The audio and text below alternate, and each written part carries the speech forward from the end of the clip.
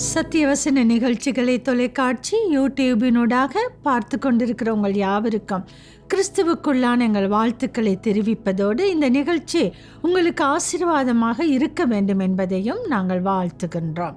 பிரியமானவர்களே, இந்த நுணுக்கமான அறிவு மிகுந்த நவீனமான தொழில்நுட்பமான ஒரு உலகத்திலே நாங்கள் வாழ்ந்து கொண்டிருக்கிறோம்.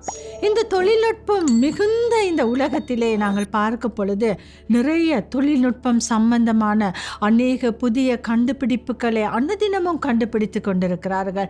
நாங்கள் பார்க்கிறோம், எங்களுடைய சரீரத்திலே நாங்கள் நோய்வாய்ப்படும் பொழுது அல்லது நாங்கள் கருப்பமாக இருக்கும் பொழுது எங்கள் சரீரத்தின் உறுப்புகளை எல்லாம் உள்ள சென்று நுணுக்கமான முறையிலே படம் பிடித்து வெளியே வைத்திய அறிக்கைகளாக கொண்டு வந்து சேர்க்கின்ற அதிவிசேஷித்தமான ஸ்கேன் கருவிகள் போன்ற நுணுக்கமான இந்த தொழில்நுட்ப கருவிகள் எல்லாமே கண்டுபிடித்தாகிவிட்டது. ஆனாலும் பிரியமானவர்களே, எங்கள் கண்களால் காண முடியாத, எங்களால் தொட்டு பார்க்க முடியாத எங்களுடைய உள்ளான உறுப்புகளை கூட நுணுக்கமாக படம் பிடித்து வெளியே கொண்டு வந்து வைத்திய அறிக்கைகளாக அங்கே எங்கள் முன்பாக வைக்கின்ற எத்தனை தொழில்நுட்பங்கள் வந்தாலும் ஒரு மனிதனுடைய இருதயத்தின் சிந்தனைகளை, நினைவுகளை, அவனுடைய இருதயத்தின் தோற்றங்களை அறிந்து கொள்வதற்கான ஒரு கருவியும் இதுவரையிலும் கண்டுபிடிக்கவும் இல்லை, இனிமேலும் கண்டுபிடிக்க போவதும் இல்லை.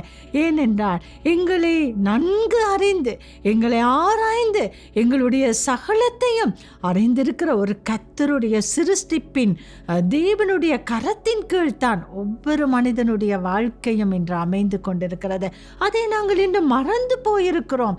நாங்கள் நினைக்கிறோம் தொழில்நுட்பம் விஞ்ஞான வளர்ச்சி அடைந்த இந்த காலகட்டத்திலே கர்த்தருடைய வழி நடத்தல், கர்த்தருடைய காரியங்கள், கர்த்தருடைய அற்புதம், அவர் சர்வ வியாபி, இவை எல்லாவற்றையும் நாங்கள் மறந்து இன்று தொழில்நுட்பமான உலகத்தோடு சேர்ந்து நாங்கள் ஓடிக்கொண்டிருக்கிறோம்.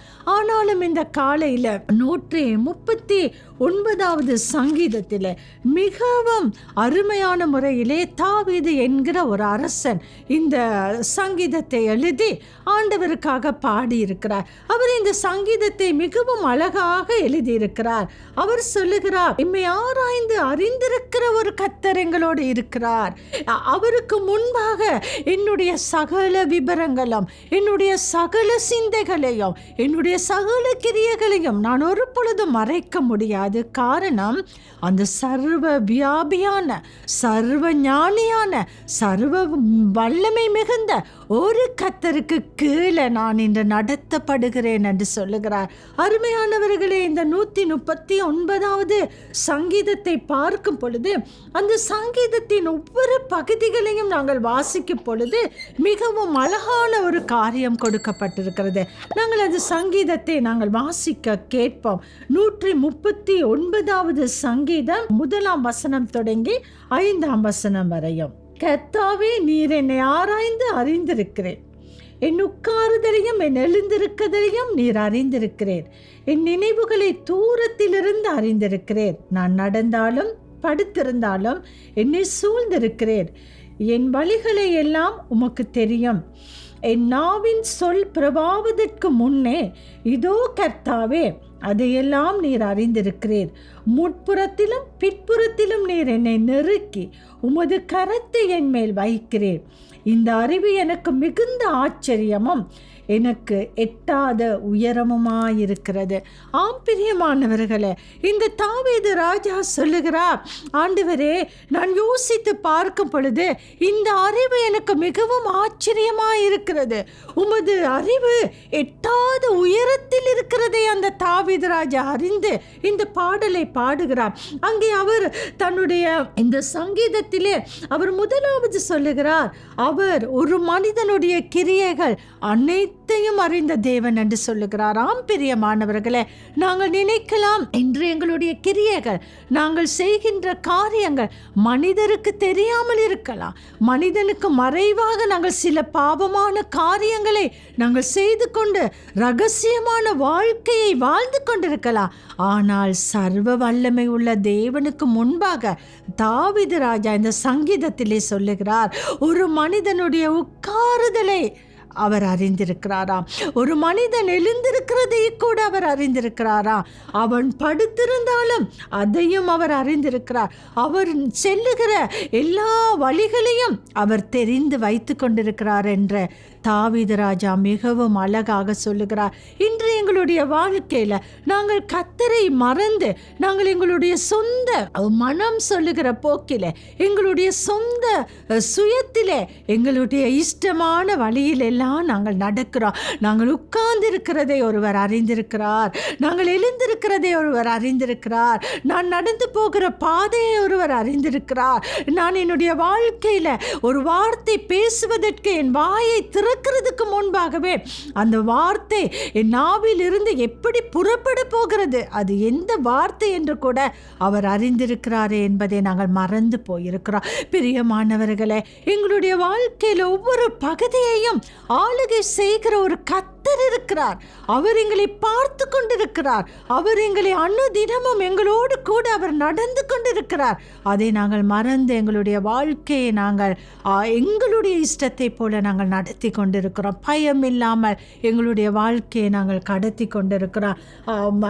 இந்த தாவீது ராஜா சொல்லுகிறார், 139 சங்கீதம் 8 சொல்லுகிறார், இதை ஆண்டவருடைய செய்கை, ஆண்டவருடைய வல்லமை, அவருடைய அறிவு, இவைகளை அவன் நினைத்து பார்க்கும் பொழுது அது எனக்கு மிகவும் ஆச்சரியமாயிருக்கிறது. அந்த அறிவு எனக்கு தொட முடியாத மிகவும் எட்டாத உயரத்திலே இருக்கிறது என்று தாவீது ராஜா சொல்லுகிறார். இப்படிப்பட்ட வல்லமை மிகுந்த தேவனுக்கு முன்பாக தாவீது ராஜா சொல்லுகிறார், நான் எங்கே ஓடி ஒளிந்து கொள்ளுவேன், நான் எங்கே மறைந்து கொள்ளுவேன், உமது ஆவிக்கு மறைவாக நான் எங்கே போவேன் என்று தாவீது ராஜா சொல்லுகிறார். அங்கே 7 தொடங்கி 12 வரையிலும் நாங்கள் வாசிக்கும் பொழுது அதே தாவீது ராஜா சொல்லுகிறார், உம்முடைய ஆவிக்கு மறைவாக எங்கே போவேன், உம்முடைய சமூகத்தை விட்டு எங்கே ஓடுவேன், நான் வானத்துக்கு ஏறினாலும் நீர் அங்கே இருக்கிறீர், நான் பாதாளத்தில் படுக்கை போட்டாலும் நீர் அங்கேயும் இருக்கிறீர், நான் விடிய காலத்து செட்டுகளை எடுத்து சமுத்திரத்தின் கடையாந்திரங்களிலே போய் தங்கினாலும் அங்கேயும் உமது கரம் என்னை நடத்தும், உமது கரம் என்னை பிடிக்கும் என்று சொல்லுகிறார். பிரியமானவர்களே, இப்படிப்பட்ட சர்வ வல்லமை உள்ள தேவனுக்கு முன்பாக முதலாவது தாவீது சொல்லுகிறார், எங்களை நாங்கள் மறைக்க முடியாது. எங்களுடைய ஒவ்வொரு கிரியை, ஒவ்வொரு வார்த்தை, ஒவ்வொரு அடி எடுத்து வைக்கின்ற ஒவ்வொரு செய்கைகளையும் அவர் அறிந்திருக்கிறார். அவரை விட்டு நாங்கள் எங்கே ஓடுவோம்?